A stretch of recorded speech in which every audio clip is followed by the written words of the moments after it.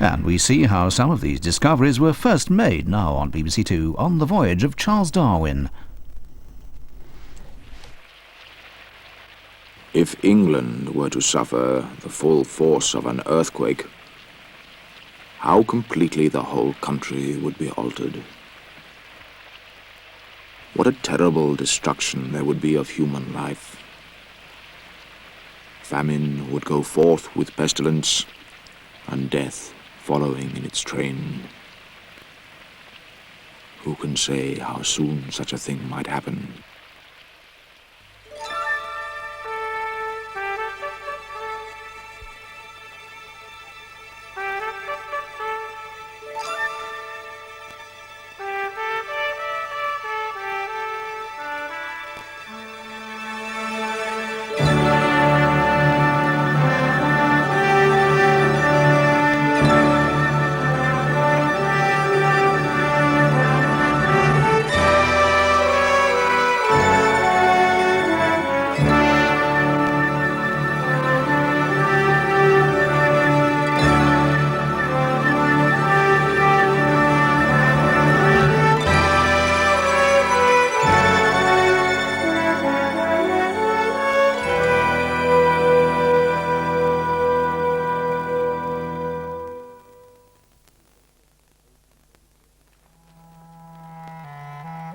In the autumn of 1834, after crossing the mighty range of the Andes, our expedition set out once more for the Pacific coast.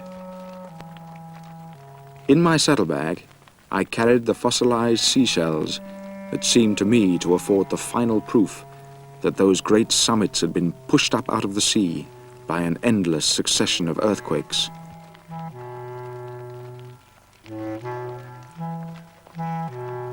But my excitement was soon dispelled. On the way down, I began to feel quite ill.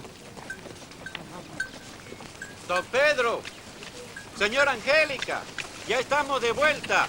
Vengan a darnos una mano que un caballero viene enfermo. Whether the cause was a bite from some poisonous insect, I never discovered. But I believe it affected my health for the remainder of my life. Gently, Darwin. Careful with him. Careful. Anduvo apunando el caballero.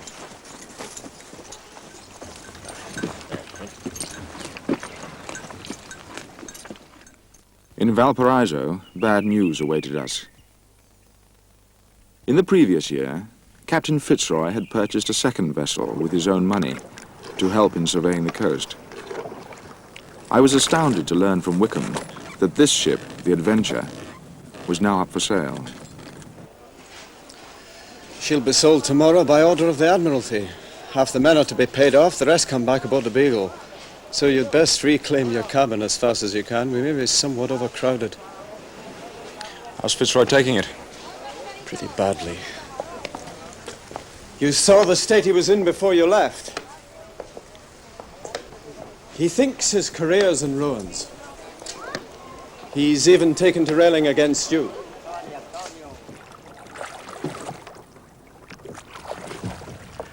You know, you two are like a couple of boys in a seesaw. The higher you ride up into your mountains, the lower the captain sinks. That's absurd, Wickham. We're the best of friends. Oh, you're friends, all right. But don't forget, I've been watching you for 3 years now. When you're riding high, he feels his genius is rebuked. He's really only at his best when you're being seasick. What nonsense you talk.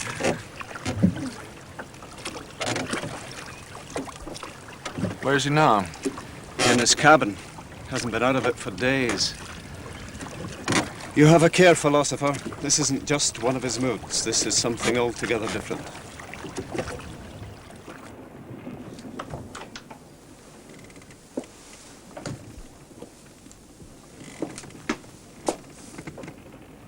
Fitzroy?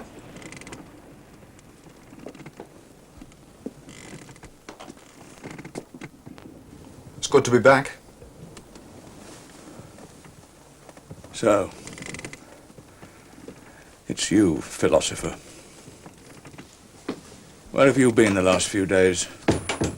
I've been away 4 weeks, Fitzroy. Have you?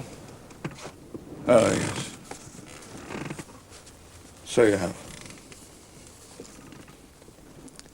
Things on board? How have they been? Why do you ask, Darwin? They tell me you've been working very hard. They tell you.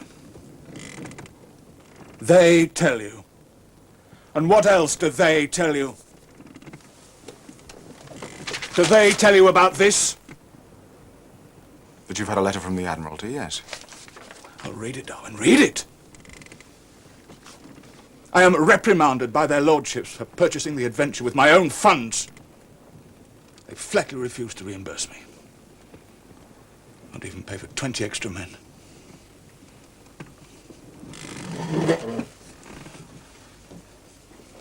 Have you ever been officially reprimanded, Darwin? No, I haven't. Neither have I before this. Surely they can't question the success of your mission. This coast's never been so well charted. From now on, the Beagle will have to do the work of 2 ships. You're not considering going south again? Did you doubt it, Darwin? The crew won't like it, Fitzroy. I've told you many times before. The crew don't choose in my ship. The crew don't choose! Of course they don't.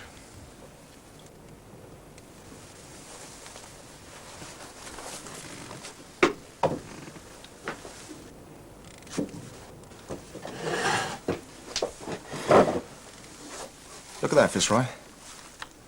A fossilized seashell. Do you know where I found that? 12,000 feet up in the Andes.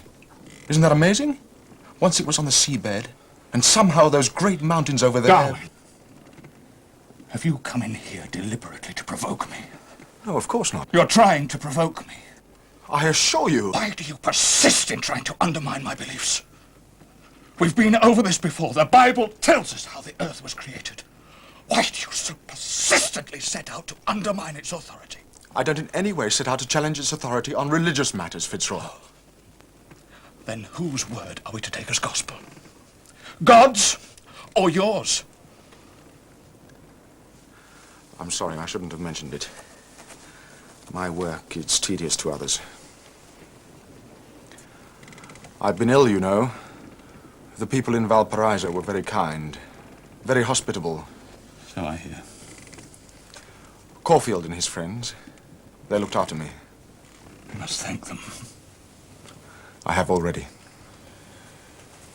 I suppose I shall have to give a great reception for them all here on board. Oh, I don't think that will be necessary. What?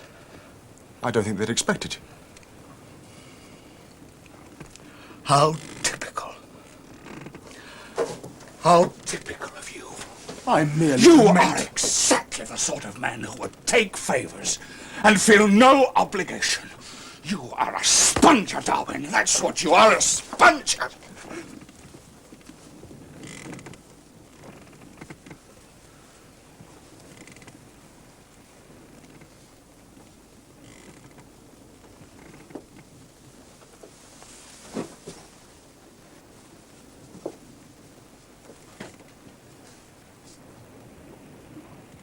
What would you call it, Bino? A morbid depression of spirits, and a loss of decision and resolution. Or permanent?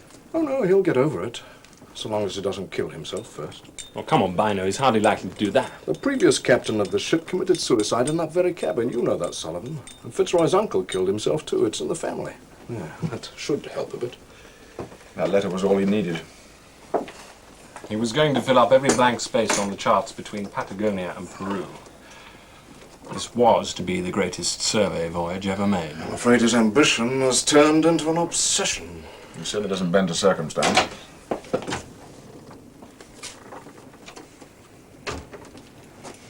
Oh, confound you, Darwin. I warned you not to provoke him. Last night he had me pacing the decks till midnight.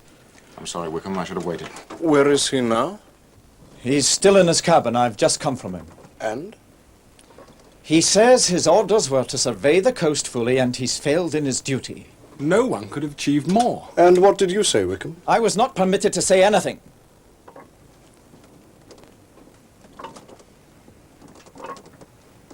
He's resigned his captaincy. He wants me to take command.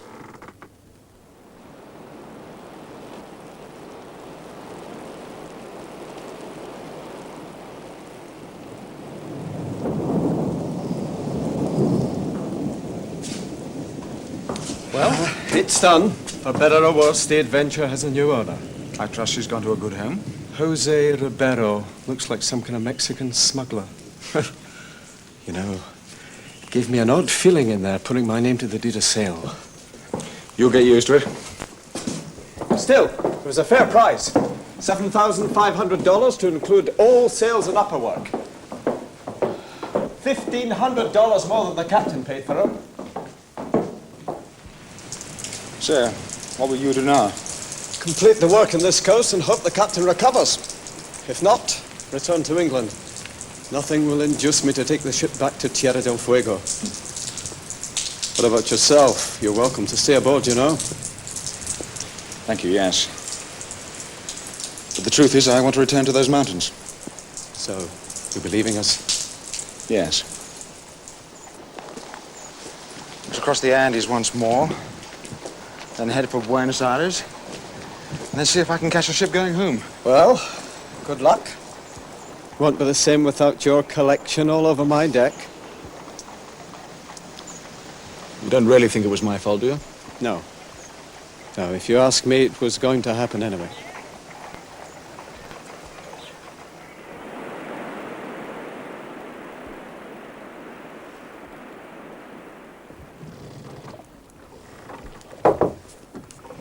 Enter.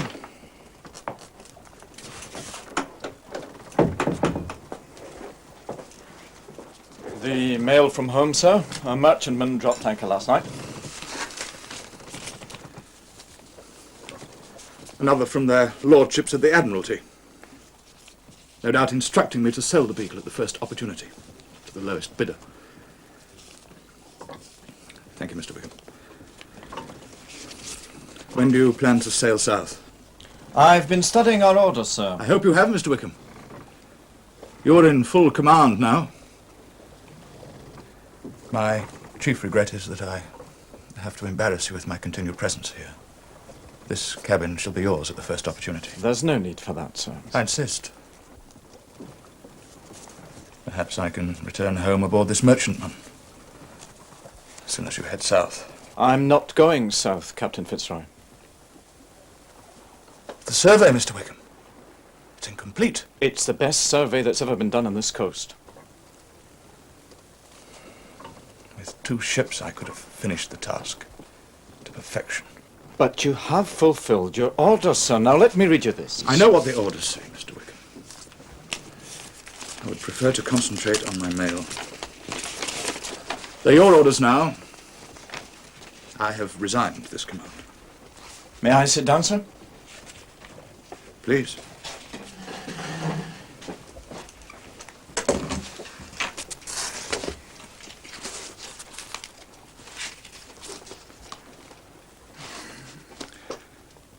North of Tierra del Fuego, the Beagle will survey as much of the west coast of South America as time permits, and then proceed across the Pacific.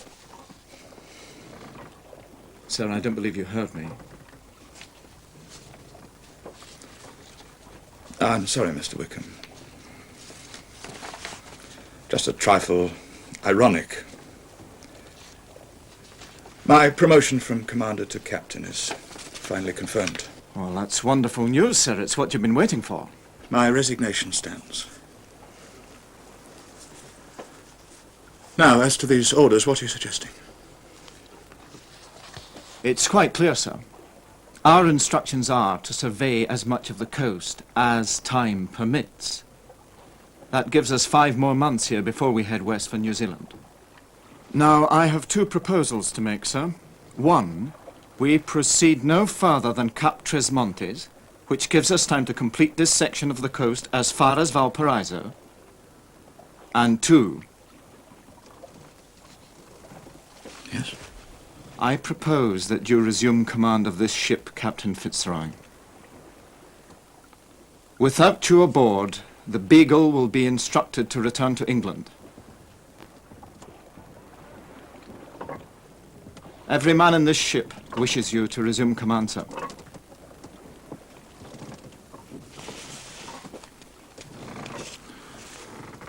This could be the best chance of your career, Mr. Wickham.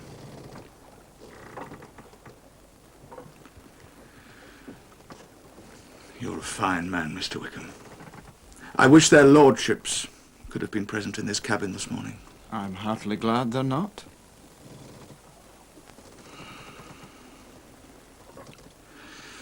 I think we should give a great reception for all the hospitality we've received in this port. The British consul, Edwards, would know who to invite. The Intendente and other notables. And some pretty girls, Mr. Wickham. I think we all need our spirits raised. I'll see to it, sir. And can I pass the word? Very well.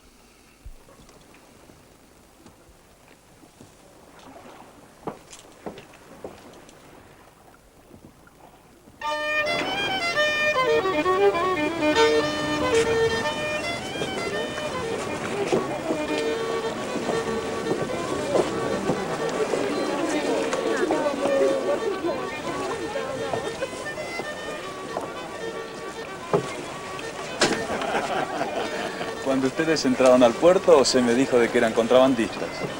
The Intendente says that when you first entered harbour, it was reported to him that you were smugglers. Smugglers? Well, the Admiral, too, would be most distressed to hear we gave that impression. Did it take much persuading? Not a great deal. If you ask me, part of his mind had never relinquished command anyway. Now that he's shaken off his depression, he's a different man. Behaving as if it never happened. He's done that before a few times. Yes, well... if you upset him again, Darwin, with another row about religion or your damned geology... I won't, I promise. We're the best of friends again. Good. Well, come on. We must do our share of the entertaining. Now, careful on the stairs, careful. Darwin. Oh, excuse me, sir. This way, ladies. Well, this is where we spend most of our time off duty. What do you do? Oh, eat, sleep, write letters. It's not very exciting, I'm afraid. But it's so small. How many live here? On the ship, more than 70. Oh. About 10 of us in here, but not all at once. Some of us are always on watch. Would you like to see my berth? Oh, yes. Right, this way, ladies. Darwin. Ladies first. There's not a lot of room for entertaining, I'm afraid. Venimos en paz. Traemos buen voluntad al pueblo chileno. I'm afraid my Spanish is not what it was. Would you explain to the Intendente that I too have been concerned with politics? Él dice que era también ligada a la política. ¿Él tiene intenciones de ser presidente de su país? He asks, do you have plans to become president of your country? Not exactly. I stood for Parliament at Ipswich shortly before the voyage. And lost? And lost, as Mr. Darwin says. Had I won, none of us would be here now. Which party did you stand for? The Tories. I spoke against the Reform Bill. I'm afraid it did my career very little good. The Admiralty, which is full of Whigs, thought it unseemly for a naval officer to engage in public discussions in the marketplace. I wish I could have seen you, Fitzroy. What did you find to say in defense of rotten boroughs? You must forgive us, Mr. Edwards. Mr. Darwin shares my cabin. We agree to differ on certain things. I said, as I recall, that one does not strike a whole tree to the ground when confronted by a few diseased branches. But if a tree is rotten to the very roots, Captain... You make my point for me, Mr. Edwards. Ours is the constitution of the Nile, Waterloo, and Trafalgar. It is the envy of the world. Darwin, I think we should join the ladies. You take this ship, Mr. Edwards. Fine sailors, all of them. But the voting qualifications in England are now so low, there is nothing to stop them from voting one of their number into Parliament. Is that the sort of England one wishes to see? I'm warning you, philosopher, leave him alone. One word out of place now, and he'll be back inside his cabin for a week. I thought religion and geology were the two banned subjects. That was politics. Why don't you go and play hide-and-seek with the senoritas instead of making trouble with the captain? I wish I had the trick of it. But I don't have Sullivan's instant winning ways. No, all right. Did you feel that? What? I'm not sure. The ship seemed to shake. Probably a wave catching on midships. It's hardly any swell.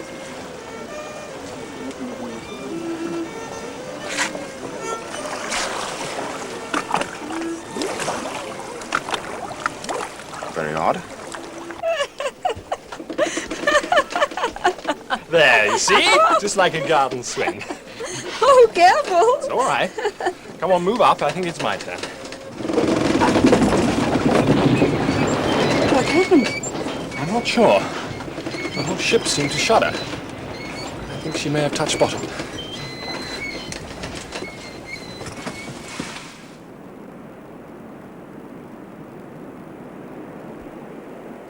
I make it 3 separate tremors since yesterday. But nothing very severe. Our guest took them seriously enough. I never saw people go over the side quite so fast. Especially the ladies. They probably think it's safer on land than out here in the bay. In fact, the reverse may well be true. They're concerned for their property. Indeed. Edwards feels the tremors may continue. In which case, I may have to find a new anchorage. Oh.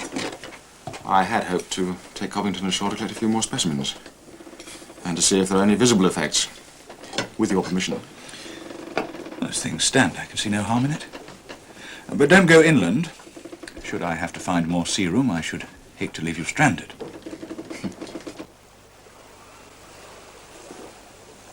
Once ashore, we skirted the edge of the harbour. What's it to be today, Mr. Darwin? Beetles, stones, shellfish? Whatever we find, Covington. The general air of calmness caused me to think that we might have been misled. No one confronted by that peaceful scene would have supposed that the local people lived under the constant threat of earthquakes.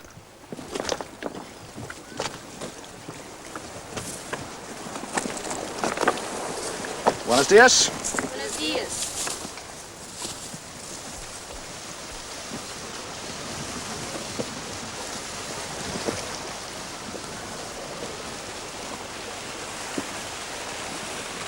It's too hot for walking.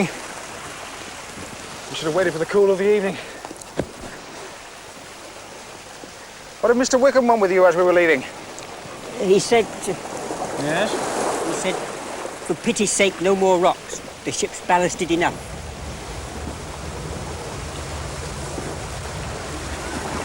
What is it, sir? Another earth tremor. It must be. Where can we run to, sir? Nowhere, I'm afraid.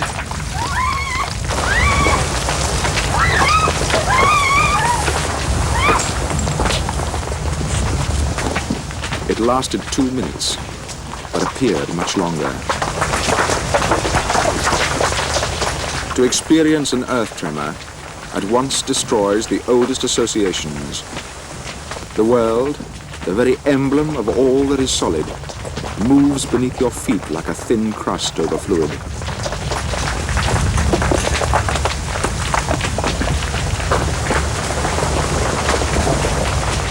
One second of time conveys to the mind a strange idea of insecurity, which hours of reflection would never create.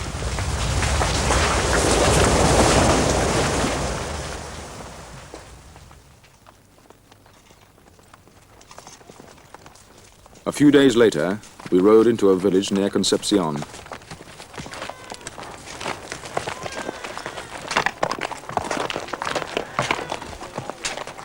It presented the most awful spectacle I ever beheld.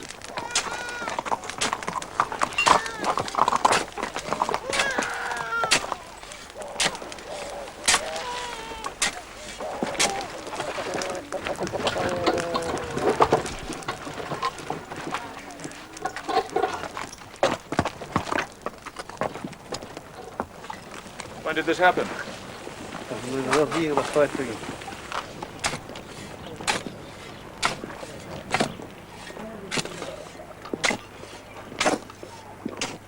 More than 100 people were known to have met their deaths in the area, and many still lay buried in the ruins.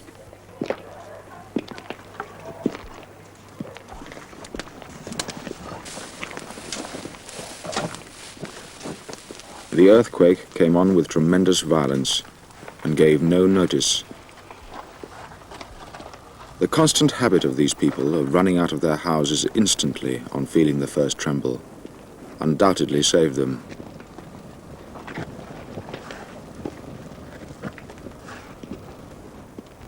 Shock succeeded shock at intervals of a few minutes, and the sky became dark from the dense cloud of dust.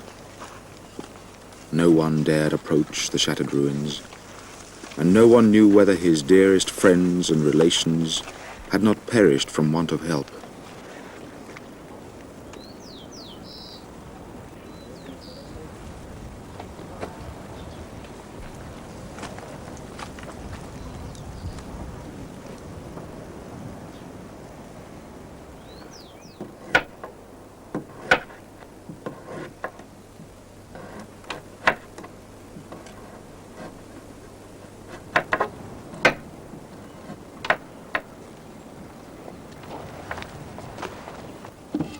I shall never again laugh when I see people running out of their houses at a trifling shock. This was thought to be the worst earthquake ever known in Chile, though the worst is probably always the last. Not even the wind that blows is so unstable as the crust of this earth.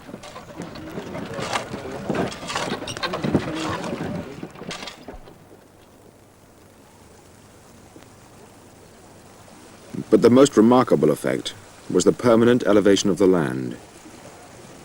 The old line of the tide had been obliterated, and the local inhabitants were all quite certain that one little rocky shoal, now clearly exposed, had formerly been covered by the sea. All round the bay, the ground appeared to be upraised by 2 or 3 feet. Let's drop the course. That'll do the topsail and the gallop. Gallop right up. Bit more in the course.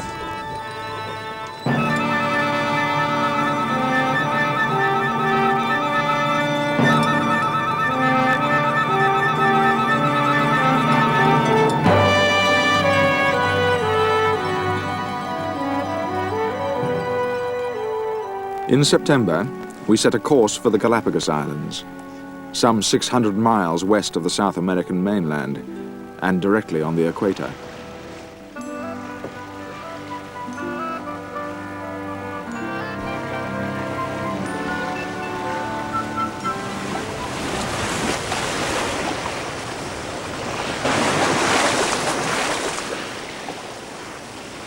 Come and look, Mr. Darwin. Porpoises.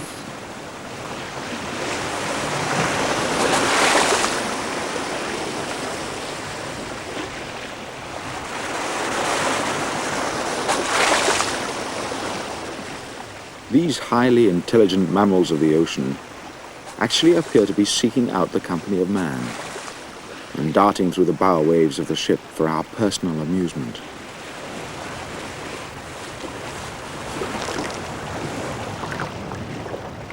As we neared the islands, we came upon a huge manta ray or devilfish. The graceful movements of its large pectoral fins were like the wings of a great bird flying beneath the water.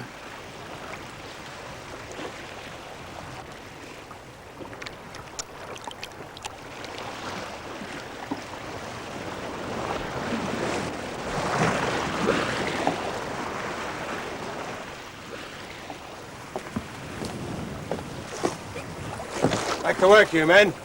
You've all seen irons before.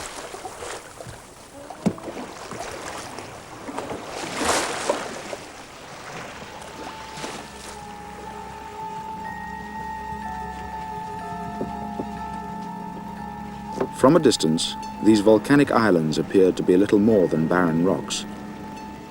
But there was something mysterious about them, which excited the interest of everyone on board. Los Islas Encantadas. The Enchanted Isles. And why do you suppose they're called enchanted? Oh, for the beauty, I suppose. Why else? What so? I've heard people speak of their remarkable ugliness. Now, please, Captain, no stories of beautiful sirens luring us to destruction. No. They're called enchanted because of the currents which run between the islands. They're so strong that the Spaniards, who first came here, thought their galleons were bewitched. They would set a course on one heading and shortly afterwards find themselves on quite another. So have a care, Mr. Wickham. I will indeed, sir. And, Galapagos. What does that mean? Tortoises.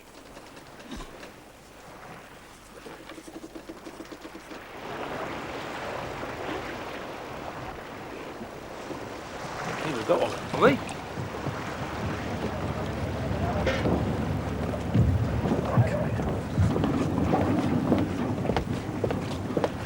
How much fresh water do we have left? At a hazard, Captain, enough for 10 more days.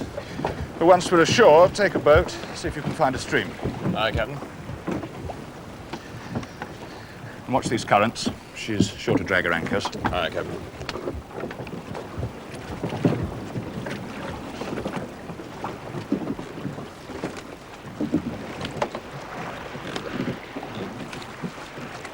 Carry on, coxswain.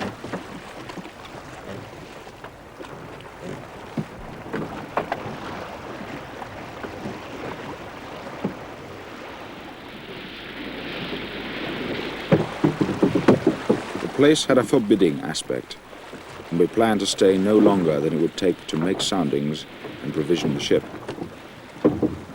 I had no idea of the revelations which now awaited me.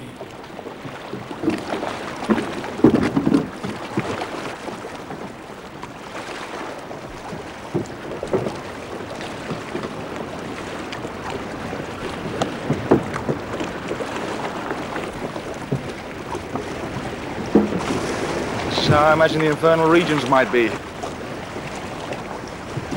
First ring of hell.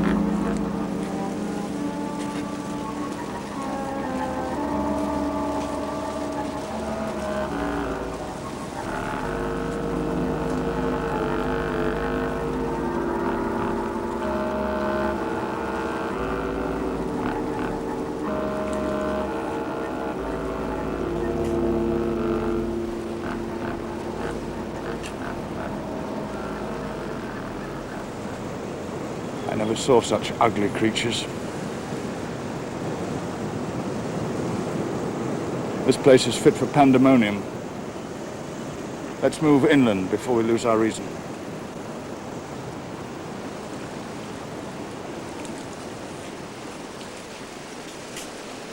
Never before had we seen lizards that swam and fed in the open sea. If these repulsive creatures were indeed unique, and the islands proved to be the result of relatively recent volcanic eruptions, what profound questions it raised in the mind.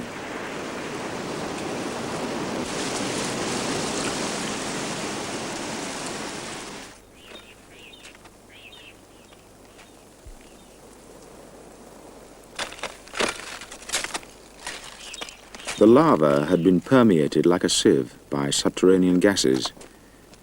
In places it had formed great bubbles, and where these had collapsed, circular pits remained. A few small trees and shrubs had taken hold, surviving on the little moisture that ran down into them.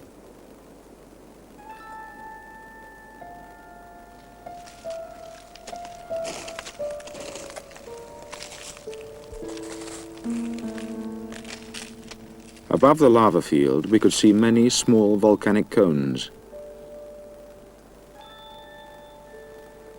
I counted 60 of them, their regular forms giving the countryside an artificial appearance, as if the hand of man had been at work.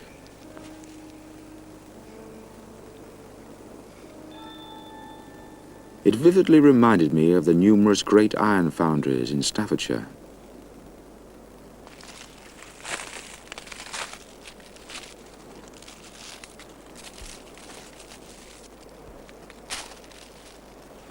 Covington, look.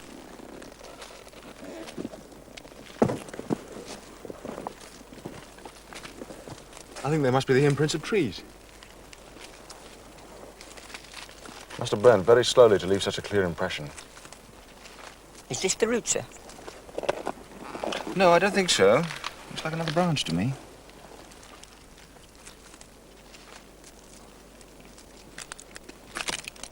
Immense deluges of lava had burst from small vents on the flanks of the craters, or flowed over their edges like pitch from the rim of a boiling pot, engulfing everything in their path.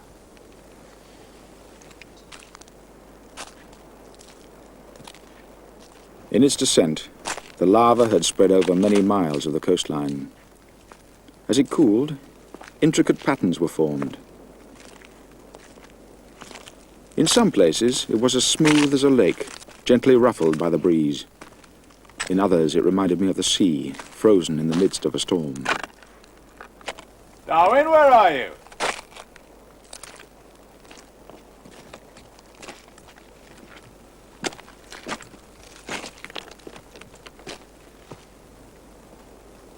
Look at this lava, Fitzroy. Might have been thrown up yesterday. I doubt if you'll agree with me, but it's my belief that these islands are of much more recent origin than the South American mainland. On the contrary, my dear philosopher, I had reached the same conclusion myself. Some form of violent eruption must have taken place on the bed of the ocean. Do you think the islands were ever joined together? They're too dispersed, and the water in between appears to be immensely deep.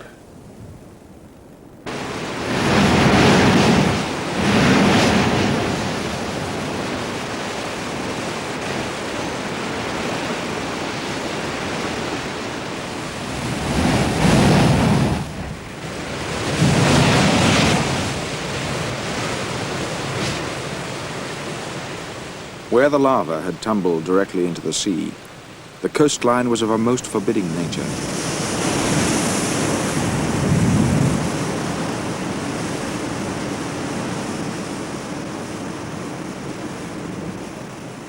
Amidst this desolation, the only objects to take my eye were the crabs, a multitude of brightly colored creatures eking out an existence on the waterline. Passing sailors called this crab the Sally Lightfoot. They would hardly have given them such a pretty name if they had seen the ferocity with which the Sally Lightfoot cannibalizes its own kind. Sometimes things which appear repulsive to human sensibilities can be a feature of the struggle for survival in the natural world.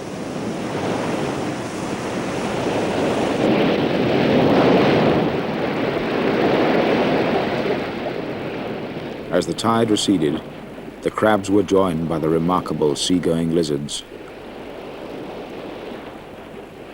Previous visitors had come to the conclusion that they must live on fish, but after examining the stomach contents of several of them, I found no trace of fish and decided that they must live entirely on seaweed.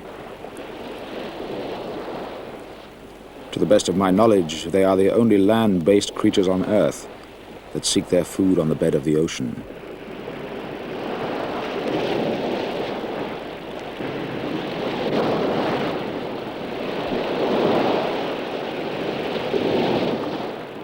The lizard's feet are partially webbed, and they have strong claws which ensure a firm grip on the slippery rocks.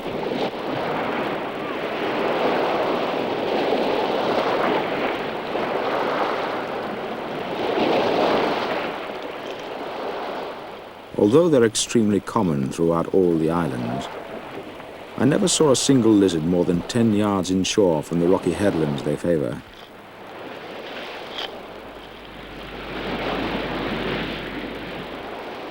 One should not be deceived by their stupid and sluggish movement on land.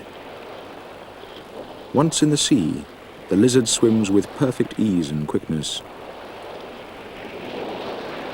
The legs are held quite motionless against its side. All the propulsion comes from the movement of its body and flattened tail.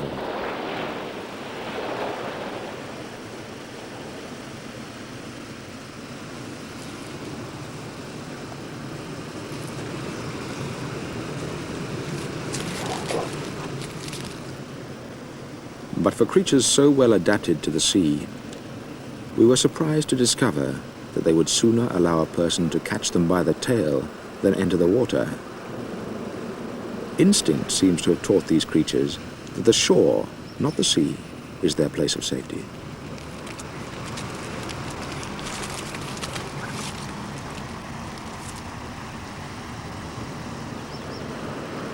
The lizards spent much of their time sunbathing, attended by mocking thrushes in search of ticks. Sometimes they lay quite flat to extract heat from the larvae. At other times, when too hot, they raised themselves clear of the larvae to catch the cooling breezes. In this way, they regulate their body temperature.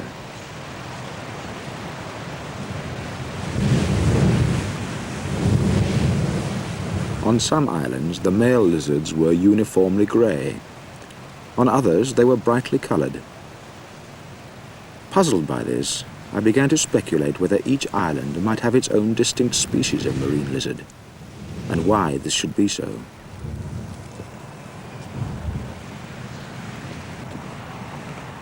Certainly the fierce currents and the numerous sharks would have made it virtually impossible for them to swim from one island to another. Such thoughts reinforced my growing belief that the natural history of the Galapagos was eminently curious. It's not surprising the South Americans send their criminals here. It's about all it's fit for. Yes. I think I'd rather be dispatched outright than spend the rest of my days in this place. You're here nonetheless, Wickham. I always said Her Majesty's Navy was only 1 degree better than a penal colony.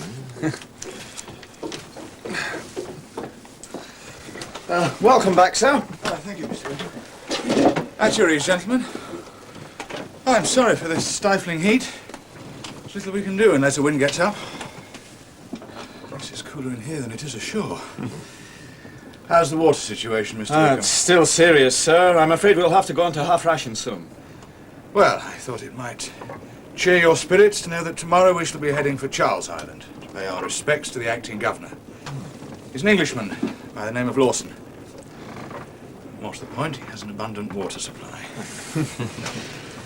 Did the philosopher return with you, sir? Yes, he's on his way to the chart room to start unpacking his specimens. And, needless to say, full of new theories which were never in the book of Genesis.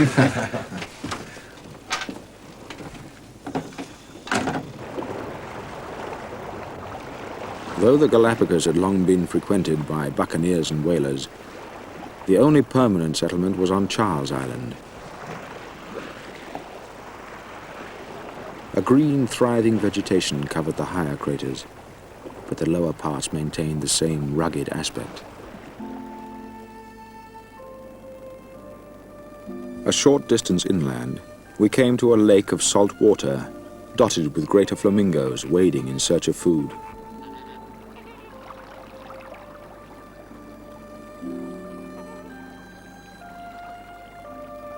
I marveled that any creatures could exist there.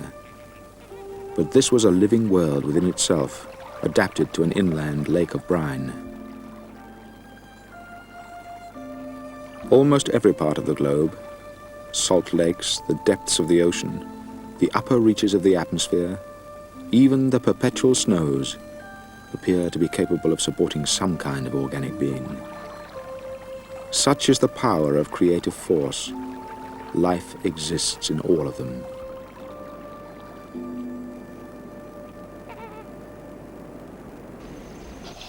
In the uplands, we came upon the largest inhabitants, from which the Galapagos Islands take their name.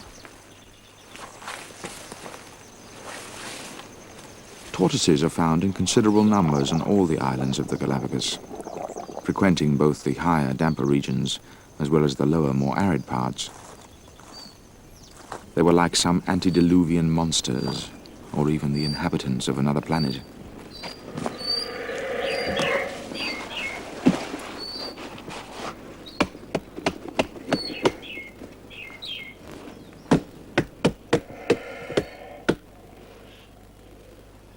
I took the opportunity to exercise my skill in horsemanship, but their lurching motion was a far remove from my hunter at home.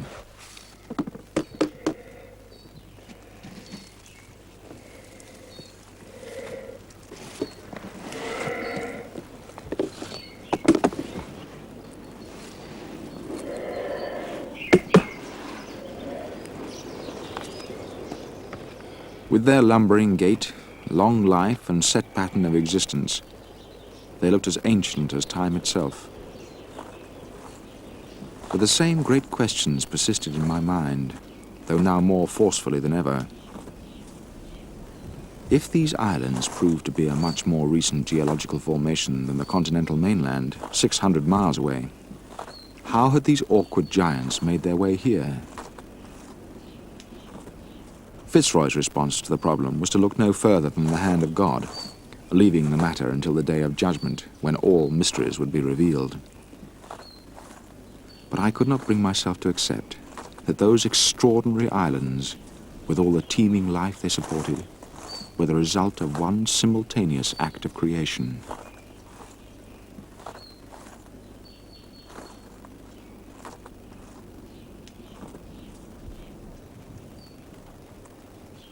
In the higher, damper regions, there was no shortage of food for the tortoises, which caused me to wonder what attracted them to the more barren coastal regions at all.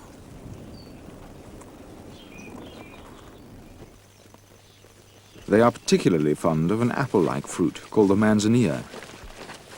This fruit is poisonous to man. Wellington, give me that cloth, will you?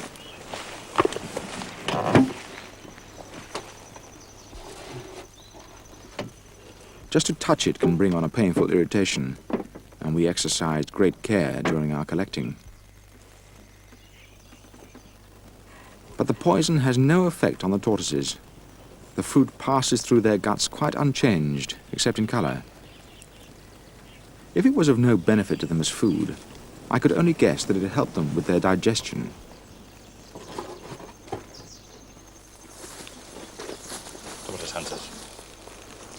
Buenos días, señores. Buenos días, señor. Bueno, ¿desea un poco de sopa?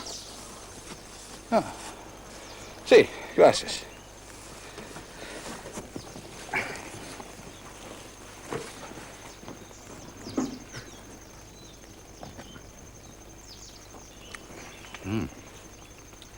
Tortoise soup.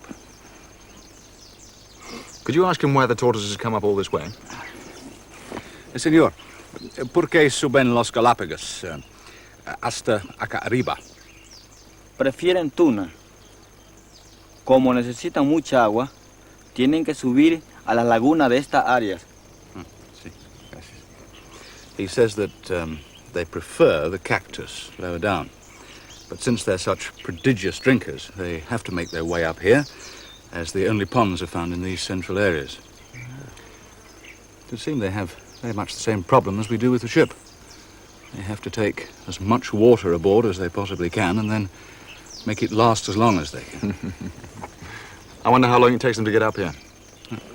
Señor, ¿cuánto tiempo necesita para subir? Caminan de noche y hacen alrededor de 8 millas en 3 noches.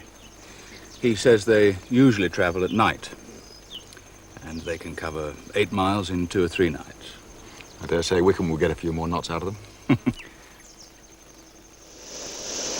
Amongst the hissing fume rolls and sulfur vents, the huge reptiles made their way towards the drinking ponds.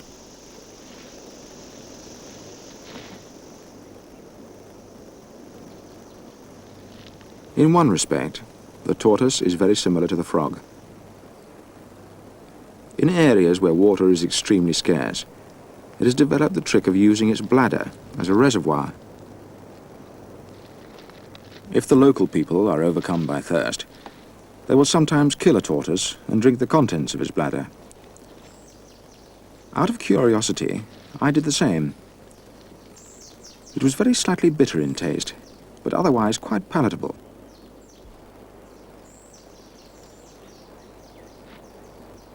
During the breeding season, there was much competition between the large males for the favors of the much smaller females.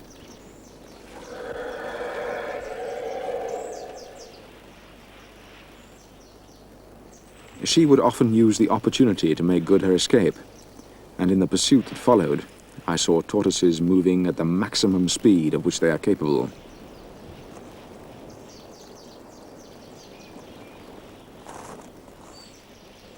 It was hard to decide whether the female had a genuine desire to escape her fate, or whether she was simply displaying what we might regard as sweet, reluctant, amorous delay.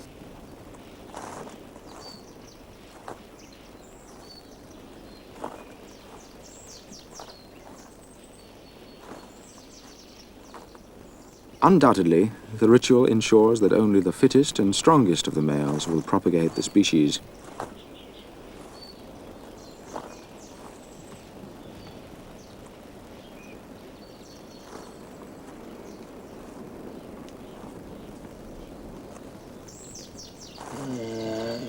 From this union, up to 20 eggs will be produced, though nothing like that number of tortoises can be expected to survive. Both the eggs and the newly hatched young are a prey to birds and other scavengers.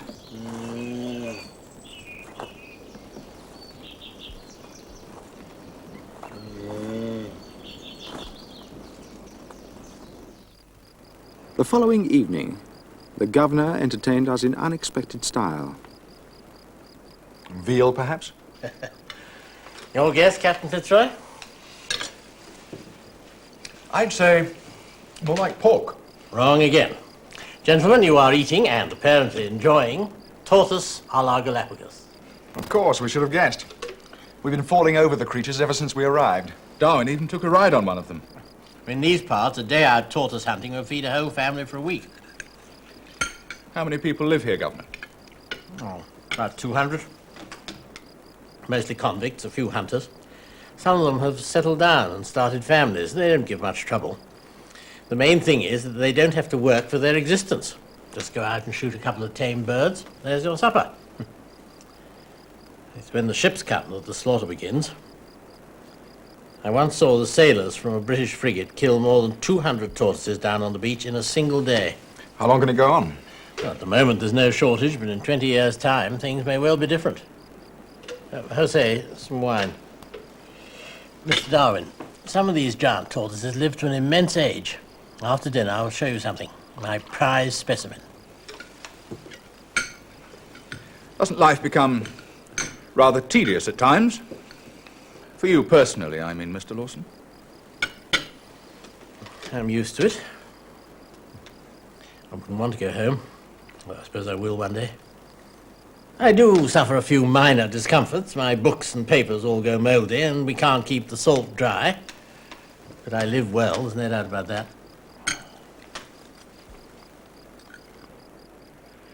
There you are, gentlemen.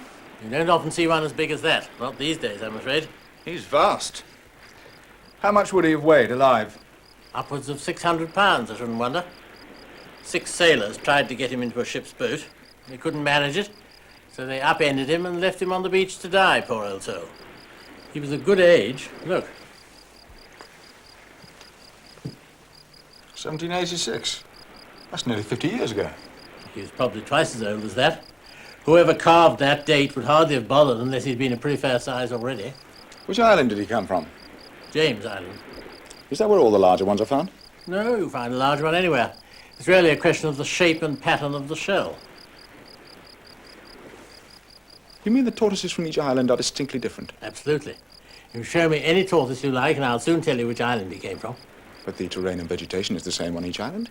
Oh, yes, they all eat cactus and so on. But when you've been here as long as I have, you get to know the difference. For instance, a tortoise from Hood Island has a thick shell in the front, turned up like a Spanish saddle. one we had for dinner came from James Island. They have a better flavour.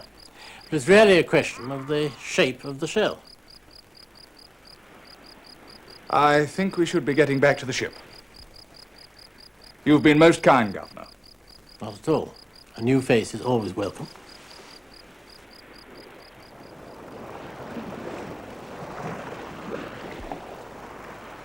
We had expected the Galapagos to be rocky and barren. Now I was filled with wonder at the amount of creative force displayed all around me. I would never have imagined that a group of islands, 50 or 60 miles apart, formed of precisely the same rock, placed under the same climate, and rising to nearly equal height, could produce such a variety, sometimes within a single species. It was not merely their distance from the mainland, but their distance from each other which provided me with the clue I was seeking. By whatever means the various forms of life had first reached these shores, carried on the wind or the feet of birds, floating pieces of driftwood, and however many different species had survived that perilous crossing, the possibility that changes had occurred after their arrival, even within the confines of a single species, could no longer be dismissed or ignored.